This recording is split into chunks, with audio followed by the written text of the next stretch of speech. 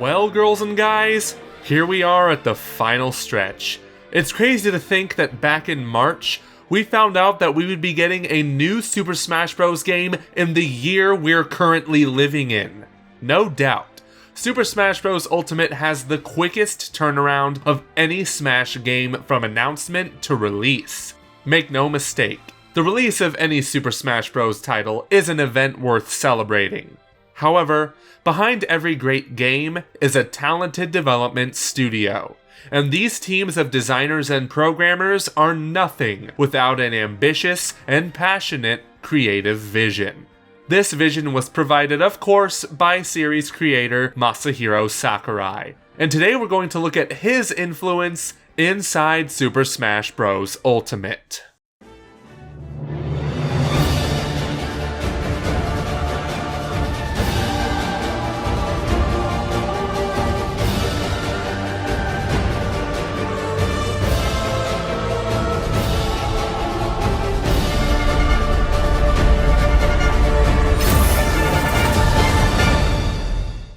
Masahiro Sakurai was kind of a prodigy in his younger days. After all, he created Kirby when he was only 19 years old.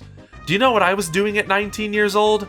Not that. He has since moved on from the pink puffball, but he clearly plays favorites when it comes to who survives Galeem's attack in World of Light.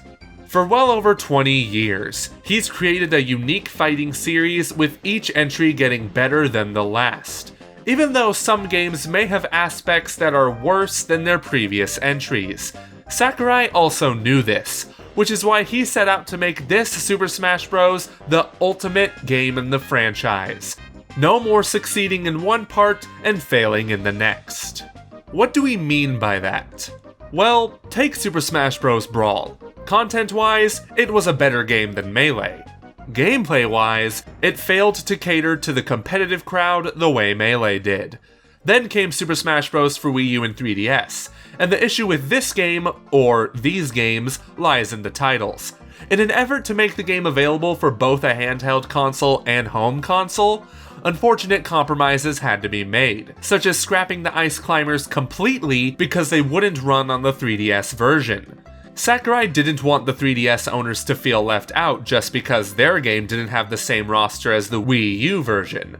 But that didn't stop each version from having different stages than the other. Some were in both, others weren't.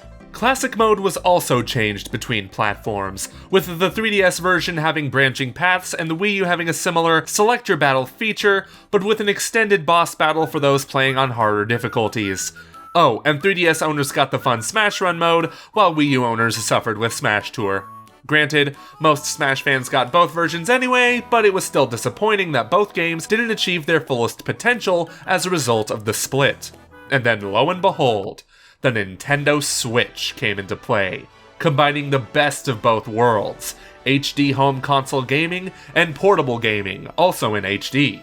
Therefore, when making the next Super Smash Bros. Title, Sakurai would only have to worry about one version of the game, and development would start on this legendary title by the time the Smash Ballot was completed in 2015. If you don't remember what the Smash Ballot was, well, it was the one time Sakurai and Nintendo asked the fans directly what character they would like to be a DLC fighter in Smash for Wii U and 3DS, which Bayonetta won instead of Goku and Shrek. Thank the Lord. The Smash Ballot served two purposes in the long run, the obvious being the DLC fighter, and the other to determine who the fans would want to see in the next Smash Bros. Game. Make no mistake, Sakurai listens to the fans, even when they're being obnoxious. There is no doubt in our minds that the inclusion of Ridley, King K. Rool, and Simon Belmont were influenced by the Smash Ballot. That also brings us to another matter. The amount of newcomers in Super Smash Bros. Ultimate are not high, being the formerly mentioned fighters along with Inkling, Incineroar, Isabelle, and that freaking Piranha Plant. But in order to help increase that number, there are the Echo Fighters, which are more or less clones of other fighters, but with tiny little differences. These Echo Fighters include Daisy from Peach, Dark Samus from Samus, Chrom from Roy, Richter from Simon, and Ken from Ryu. The reason why the newcomer count is so low is because every single fighter in Super Smash history is included in the game. That's right, you can play a match against Mario, Sonic, Mega Man, Pac-Man, Solid Snake, Cloud, Ryu, and Simon Belmont, which is so insane that it shouldn't even be possible. Which means that the fighter roster in Ultimate is a staggering 74, 75 when Piranha Plant releases, and 80 when the 5 DLC packs for the game come out. Just imagine the room of developers when Sakurai said that he wanted to include every single fighter in Smash history. We hope someone was recording that, because we would love to see it. Unfortunately, Sakurai couldn't put in characters that were released past the 2015 cutoff date, meaning that Springman would have to settle as an assist trophy and Rex a Mii costume. But the madman didn't stop there. Other characters have found their ways into the game as spirits. Sure, some people would think that they're just JPEG files, but they're much more than that. They affect the stats of fighters and give them special abilities throughout the World of Light adventure mode. One thing we absolutely missed about Super Smash Bros. 4 was an adventure mode similar to the Subspace Emissary from Brawl. It was complete fan service up the wazoo, and World of Light looks to offer a similar feeling in a unique way.